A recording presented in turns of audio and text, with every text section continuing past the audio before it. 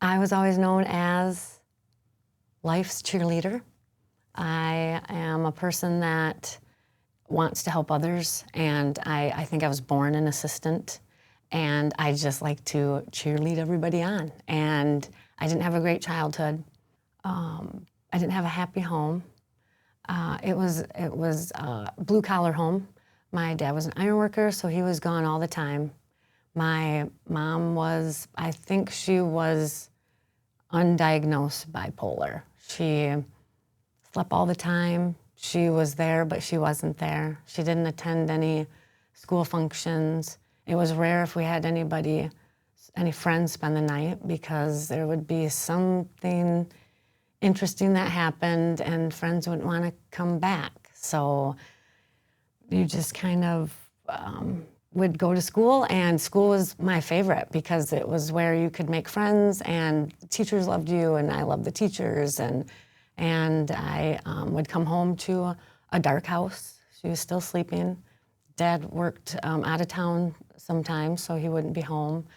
And then I graduated high school and got out of there. I just moved into a little apartment and was just working at Red Lobster and figuring out what I wanted to do. And I already knew my husband, not my husband at the time, but we started dating, and we already knew each other. Our values were the same, goals were the same, and the more we talked, it was, okay, let's get married. And we got married within 4 months. So I was a teenage bride, 19, and we ended up having our daughter early.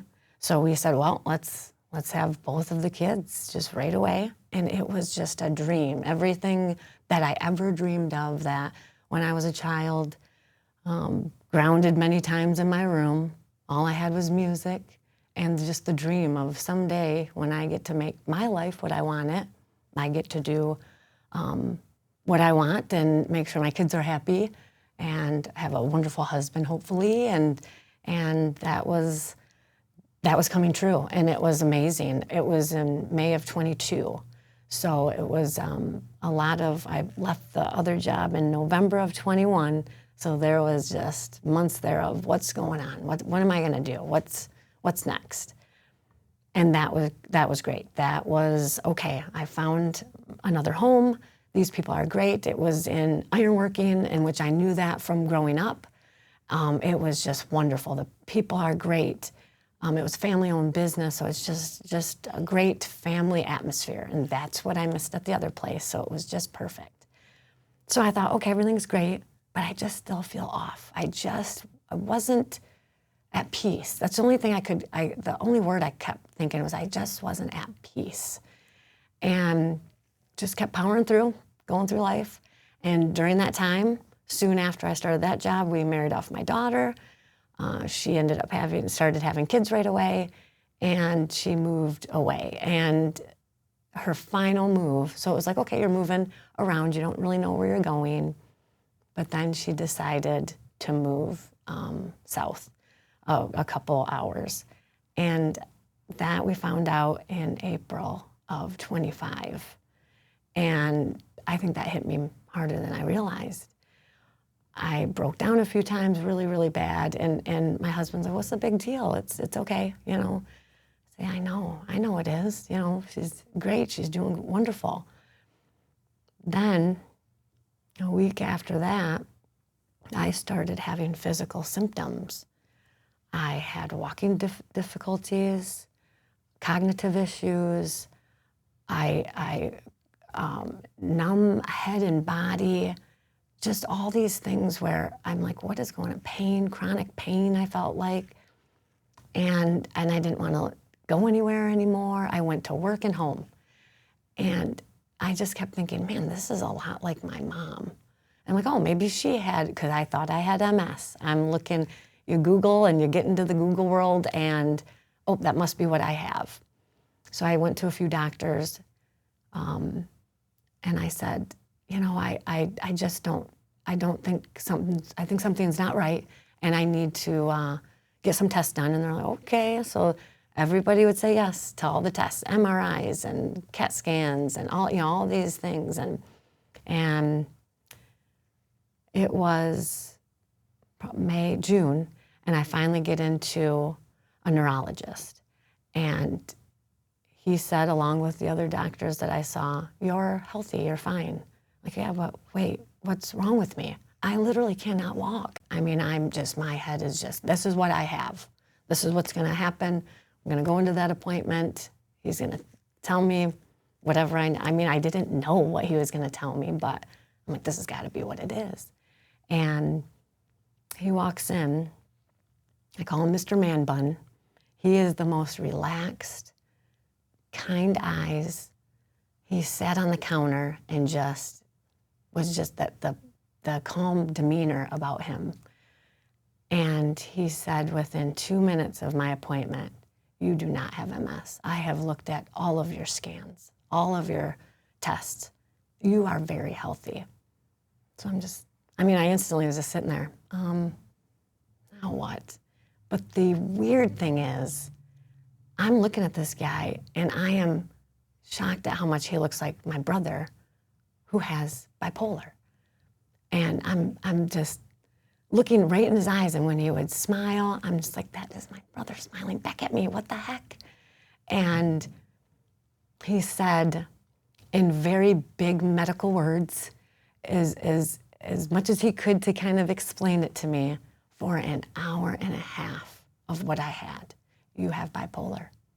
And that right there was a big shock. Wait, me? No. I've seen this. I know this. This is what I know. How did I not see this? And he went through the medical part of it. It is your body. It is not it's not what everybody thinks. He said, "I hate the word crazy. That's not what it is." And he spent an hour and a half talking to me. He could have easily said, "Nope, you don't have MS, bye. It was wonderful to see you." And that has stuck with me this whole time, because he didn't have to do that. And that's what helped me. And from that moment on, my husband was at that appointment too, and he said, "You literally walked out of that appointment with like the shell falling off of you. It was like, it's okay. You're not sick. You're not chronically sick. You have bipolar, and that you can deal with. We can do that." But it was the question of, how in the world did I not know this? How did I not see this? And when I look back and say, man, the last few months I've been a lot like my mom. All these symptoms, all these things I'm doing. Oh, ding, there it is. And it was an instant, okay, I'm gonna get myself figured out. I'll get that part figured out. But it was instant, and he said, "It is your mind. Walk, just one step at a time. Just start walking." And that is as easy as it was for somebody like me, because I knew the whole background of it. And I just instantly said, how can I help others? It wasn't even about, okay, now I have a lot to go through. Now I have to figure out. It is, I know this. Okay, I will deal with this, and I will get my mind right again, and I want to help others. Mine showed up physically. It was obviously mentally, there was some, sadness and depression and stuff that I was just pushing down. But that's what happened. I was pushing it all down, and I was slowly imploding to where it all came to a head physically. And to me, I thought, no, it can't be anything else but some kind of chronic disease. My physical symptoms were shocking to me, that I out of nowhere, I would have walking disabilities, and my arm hurt, or I couldn't even say words I wanted to say. And I'm thinking, something is wrong. There's no way I am making this up. And when I would go and see doctors, and they would say, "You're just a healthy woman. There's nothing wrong." And I did not want to believe it. I went through all kinds of tests. Let's try this and let's try that. And my main doctor would say, okay, I guess if you want to. And he obviously knew something was wrong. I mean, he's seen me forever, and this is not you. So he indulged, yes, you know, I'll let you get this test, I'll refer you to this doctor. And that was wonderful. Just him being on the sideline, just whatever you need to do, was very helpful, especially in the medical field where you can sometimes just walk away and absolutely have no answers. Nobody cares is what you think, but I think that happens a lot where nobody cares what you're personally going through. I'm telling you on your test, you have nothing wrong. And they just ended at that. And when I saw Dr. Pace and he went through and said, it is a physical diagnosis. It is a physical, there is a physical part to bipolar. It is not just mental. It is the whole package. It is, what it is there's receptors in your brain that are accepting pain or accepting things that they're not supposed to. And that is where you are off. That is where you are chemically off. It's not your fault.